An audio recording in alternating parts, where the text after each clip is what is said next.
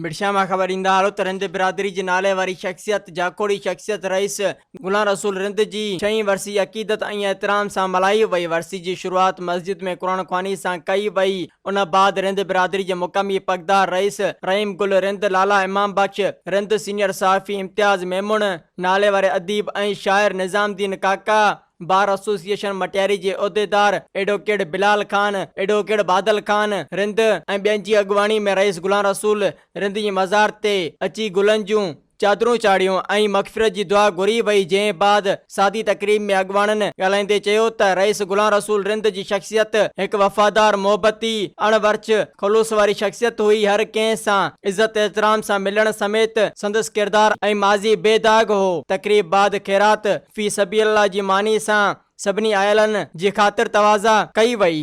अस्सलाम वालेकुम, this is Farzana बाहर। सूमरा वॉलपेपर दुकान कासमाबाद में खुली वियो आहे। ओहो ज़बरदस्त। अॼुकल्ह त हर माण्हू ई चाहे थो त असां पंहिंजे घर जूं दीवारियूं तमामु ख़ूबसूरत बणायूं। इन करे ई कासमाबाद में सूमरा वॉलपेपर दुकान खुली वियो आहे। त तव्हांखे अगरि राब्तो करिणो आहे त रांझन अली सां राब्तो करे तव्हां पंहिंजे घर खे ख़ूबसूरत बणाए सघो था। मज़ीद ख़बरनि ऐं तफ़सीलात लाइ विज़िट कयो असांजी वेबसाइट www.awamiNewsHD.com ऐं ॾिसंदा रहो अवामी न्यूज़ HD।